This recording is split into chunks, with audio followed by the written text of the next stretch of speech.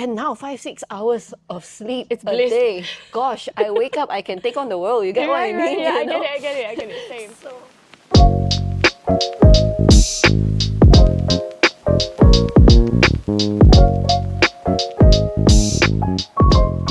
Hi, welcome to My Mama Podcast. My name is Megan. I'm a chiropractor and a mom to a little girl.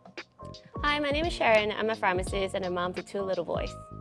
Welcome, and the reason why we started this podcast is because motherhood, as even healthcare professionals, is Challenging. crazy. Yes. And there are a lot of questions that we have, even as healthcare professionals, that we don't have answers for, right? Yep. So that's one of the biggest reasons why this podcast is started. And for today's topic, we are going to kickstart with sleep. Yes, sleep. I think sleep. Usually nowadays, people will talk about sleep for babies. Yes. Most of the spotlight is on a baby's sleep, right? Yes. But today we want to talk more about mom sleep. Shifting the focus here. Yes. Because we both have lived or are still living in sleep deprivation. And we thought this topic has not been spoken enough of. There are moms who I know that think that sleep deprivation is just a part and parcel of it, of motherhood. And just because it's a part of it doesn't mean that we should just keep quiet about it. I think for you, Sharon, what is sleep deprivation for you? How does it look like? For me, I kind of want to bring back to like before having kids. So before having kids, right? Sleep deprivation to us is that, I don't know, back in college, party till like 5 a.m. and go to class at 8, right? That was sleep deprivation for us. But you always have the days after to recover, Yep. right? And you have that freedom to arrange what time you can go to bed or what time you can take a nap, Yeah. right? So there's that freedom right there. After becoming a mom, and I want to say it's almost instantly, like right after you give birth, like while you're still in the hospital, that's when it starts. Yeah. Right? Because the moment the baby leaves your body, right, it's every 1.5 to 2 hours, right? Round the clock, the baby needs milk, Yeah. right? And for both of us who breastfed, it's really around the clock. Yeah. So I think that for me at least, it was quite traumatic because it came so suddenly. And I remember when I was pregnant with my first, I was still sleeping, like, because especially the third trimester when you're just like so sluggish And all day. heavy. Yeah, and you just don't want to move. Like, Yeah. I look like a whale, literally. So like, you just wanna sit. You just wanna like, just be lazy Yeah. and Sloth. yeah, exactly. And you can just take a nap whenever, right? And then out of a sudden, the water broke, you go to the hospital, yada, yada, yada, and then the baby comes out. Yeah. And then you're like, what is sleep?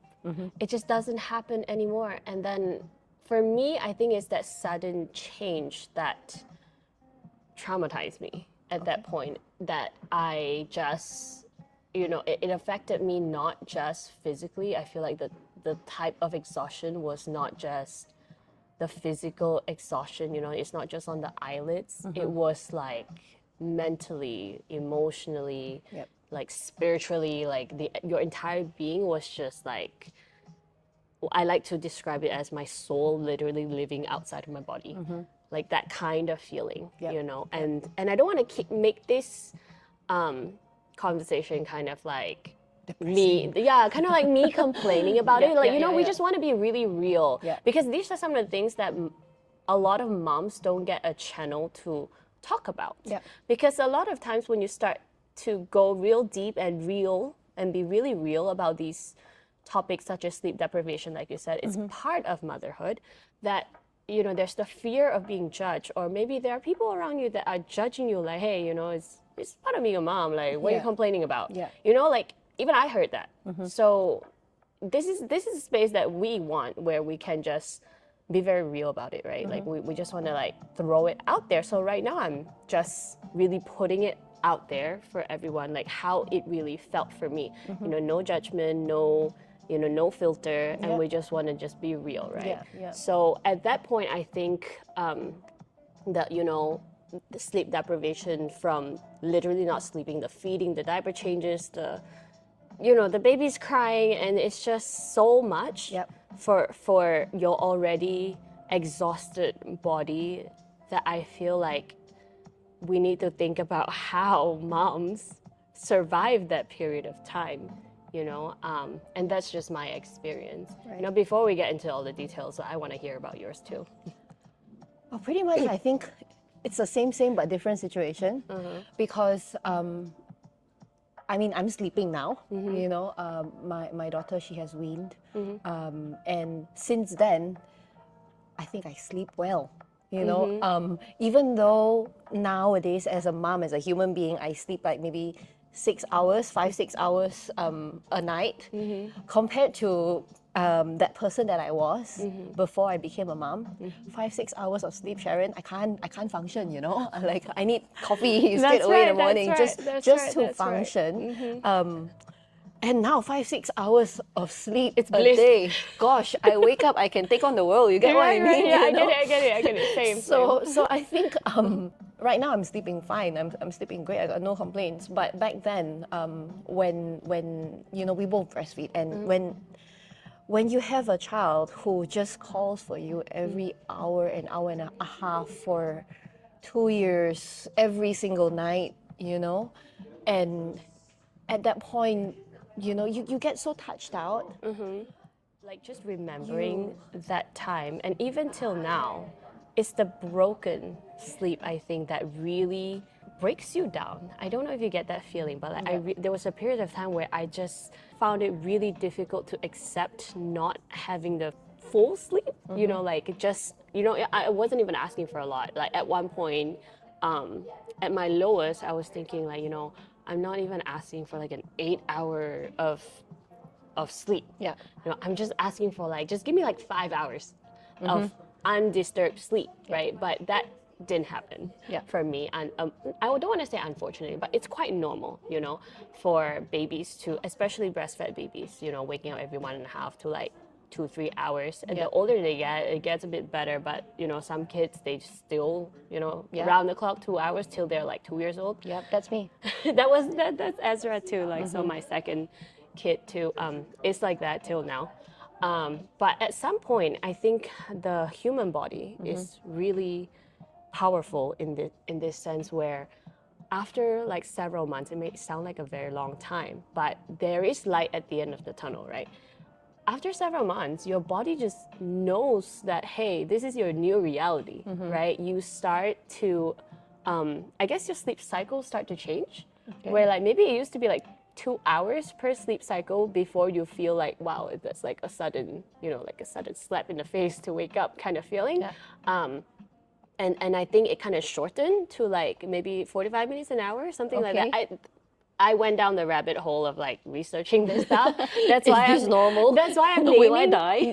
That's why I'm naming these, because like there's like people talk about a baby's sleep cycle being like around 45 minutes when they were first born, around that like a few months, and then I think at some point our body realizes that, hey, you're a mom now. Your sleep cycle should somehow sync with your baby so that you can both survive this newborn period, especially, right? Yeah. And I think after the body's regulated, for me, I started to be able to accept, like mentally, emotionally, mentally, spiritually, really accept like, hey, this is my new reality of sleep deprivation, but my body has learned how to cope with it. For a period of time, I don't know if it's the same for you, that especially with my first kid, like the first year, I want to say I found it so difficult to do anything outside of just surviving with my baby. Oh, yes. Yeah, like even when it comes to work, it's like I couldn't even focus on it, right? And at that time, I was still doing my online masters, I think. So like there's that pressure there. Like if I don't complete this before like I forgot what month within the year, then that's it. Like I'm not gonna get my degree.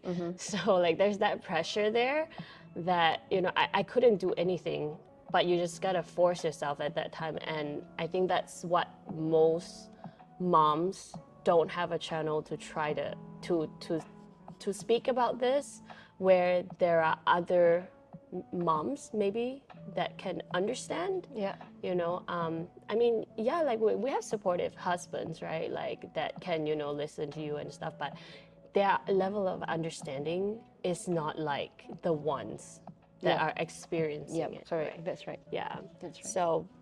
So that's for me. I think throughout that accepting this sleep deprivation journey, that's my experience for it. Right. Yeah. Right.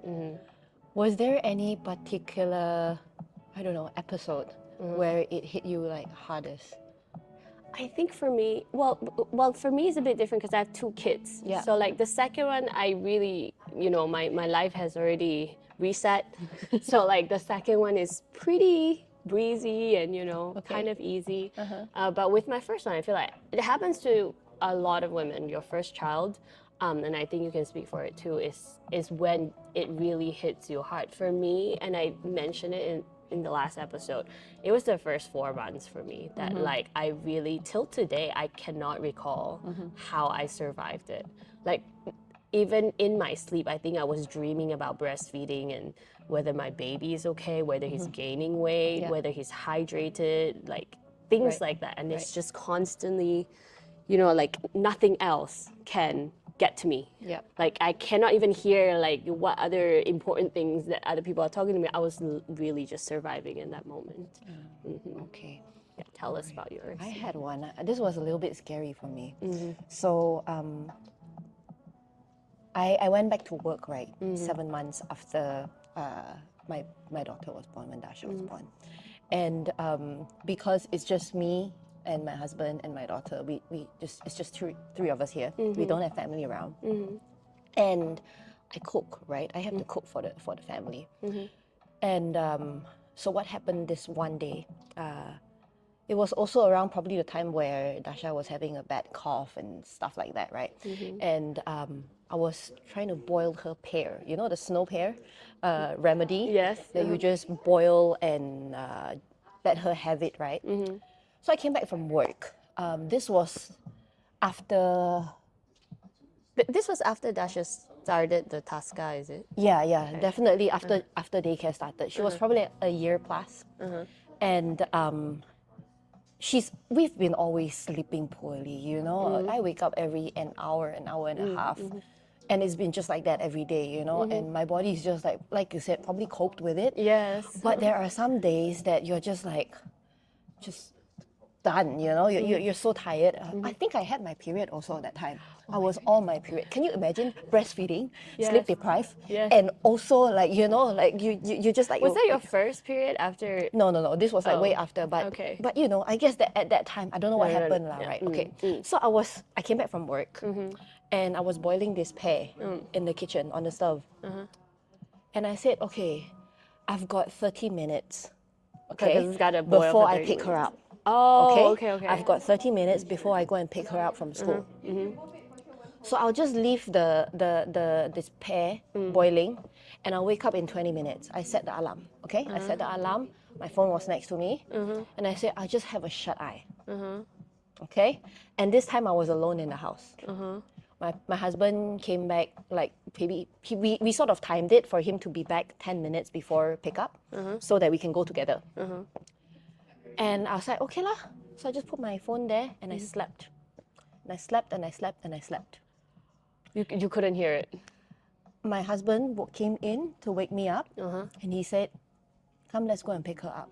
But after that, I woke up and I was like, what's that smell? He's like, yeah. He came back to the house with the water from the Completely pot dried. It's black. Oh my god. Okay, there was smoke all around the house. Because I closed my room door, right, I couldn't smell anything. But the moment he opened the door, like the whole house just smells. It's burnt, you know. And like can you imagine what could have happened if my husband If he didn't didn't come back, yes, that's dangerous.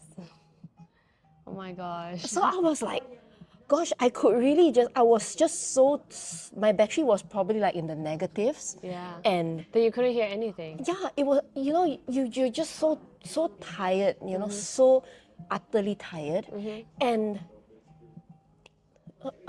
anything could have happened, That's so scary. Oh my Yeah, I gosh. know. And then I'm like, gosh, I am so sleep deprived. Yes. Oh my God. Yeah, you're just so tired. And I'm like, okay, one thing for me, so like whoever who's listening out there, if you really need a shut eye, make sure you just off the stove. Okay, it was at the lowest Yeah. light. but That was probably not a good idea. but like I was so tired that I forgot that I had pear on that moderate fire. Or was it because you? I forgot to switch it to lowest Oh. because of that. Like, Or maybe you assume like you I will wake switch it up. to the lowest and you were gonna wake up. yeah, to I it. assumed that I was gonna wake up because 20 minutes is nothing, right? And I assumed that the water won't finish. I assumed that I would wake up, Oh my God, that's really scary. and I think I just forgotten about doing that because.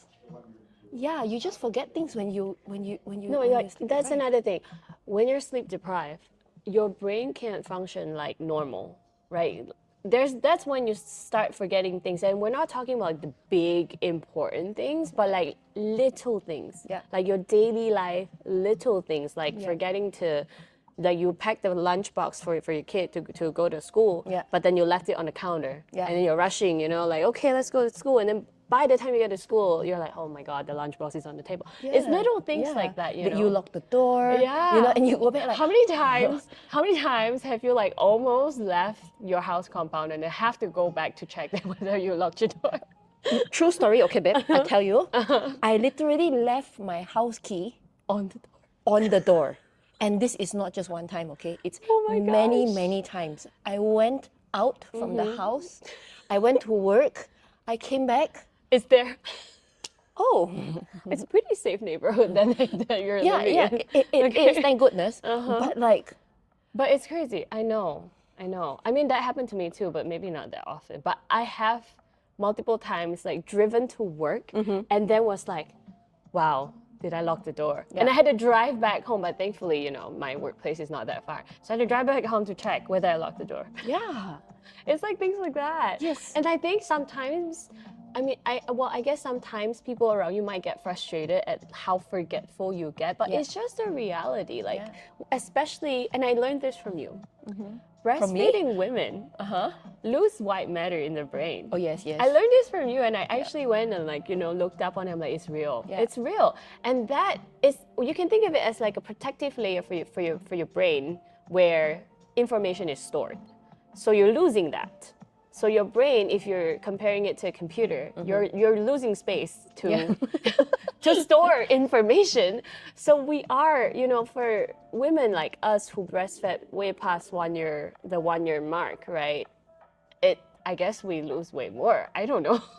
But that plus the sleep deprivation, if you're comparing your brain to a computer, like the electricity is not connecting from the sleep deprivation, right? So the neurons are not talking to each other. Yep. And then there's not enough space to store your information. Yep. So that explains why, we can't recall some stuff, or sometimes people have to repeat certain things to us multiple times. Yeah. And you still don't remember it anyway, Right. Yeah. But like I wish, the general public that can just understand and accept that this is the new reality. This is the reality that a lot of women are facing, but no one is talking about. Yep. It's unfortunate in that sense where a lot of women probably feel like, whoa, what's wrong with me? I was never like this. And there's this, I guess there's this image that the public gives to like working moms nowadays, like, oh, you're supposed to be the superwoman, be great at work, be great at home. But it's like, accept the little mistakes, that happens not because we want it to, but we are humans. Yep. After all, I think the bigger message here is we are humans. We're not complaining here. We're not trying to, find any sort of magical solution to this sleep. I don't want to say problem, but this new sleep arrangement. That's a nice way to word it. Right? Because From I your don't see it as a problem. experience, from your story, has it changed? Like, if you lose sleep, has it changed? How does it affect the people around you Like from you not sleeping enough?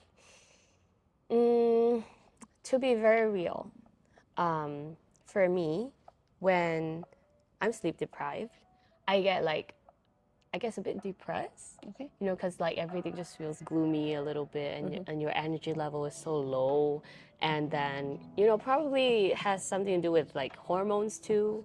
Like I don't know if breastfeeding if, I'm sure it does affects the hormones and stuff. So the general mood, I want to say for the first 2 years was a little bit depressing.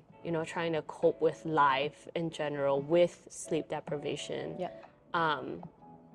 And I think that affects relationship with people as well. Even and I think a lot of people know this. The first couple of years of having a kid is when you test your marriage, right?